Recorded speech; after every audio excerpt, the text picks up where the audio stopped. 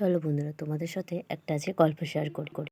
দাঁড়াও আগে আমার পরিচয়টা দিয়ে দিই। হ্যাঁ, আমার নাম হচ্ছে বিথিকা গড়াই। তো আমার চ্যানেলের নাম লেখা আছে বিজি বিথিকা। তো আজ যে গল্পটা বলবো সেটা হচ্ছে লাইফে একজন দায়িত্ববান বন্ধুত্ব থাকা দরকার। আর তোমার কোন দায়িত্ববান বন্ধু সেটা চেনার জন্য কিন্তু তোমার বিপদ এসার দরকার।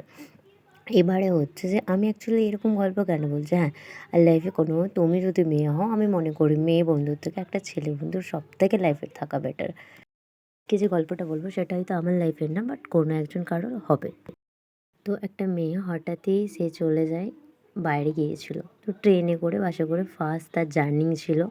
তো সে কেন্ট যখন সে বাড়ি বাপস এসেছিলো তখন হচ্ছে সে গাড়ি কোনো ক্রমে ফেল করে নিয়েছিল, মানে যেই স্টেশনে নামার কথা সে সেই স্টেশনটা পেরিয়ে গিয়েছিল।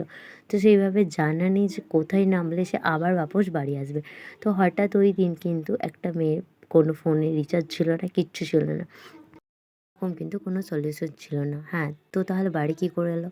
হ্যাঁ, হঠাৎই কিন্তু তার সেই ছেলে বন্ধুটা পাশে ছিল বলে ওই রাত্রিতে আর যে স্টেশনে যে নেমেছিল সেটা হচ্ছে একটা নির্জল জায়গা, যেখানে শুধু কিচ্ছু ছিল না, বন আর নামেরই স্টেশন।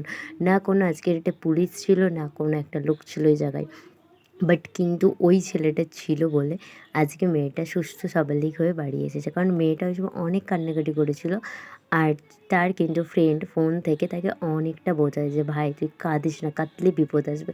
তো আমি মনে করি একটা মেয়ের থেকে একটা ছেলে বন্ধু থাকা সব থেকে লাইফে বেটার। আর আজকের ডেটে তো অর্ধেক স্টেশনে আমাদের না থাকে পুলিশ, না কোনো কিছুই আমি দেখতে পাইনি। বাট নির্জল জায়গা, সেখান থেকে যে মেয়েটা এসেছে, বাট তার জন্য অনেক অনেক ধন্যবাদ ভগবানকে। আর সেকেন্ড, সেই যে ছেলেটা তাকে হেল্প করেছিল, কারণ এত রাত্রে সে শুধু একজনকেই পাশে পেয়েছিল, ওই বন্ধুটা। বাট লাইফে এরকম বন্ধু থাকা ভাগ্যের বিষয়। তো এরকম বন্ধু যাদের আছে আমি মনে করি তারা অনেক অনেক লাকি।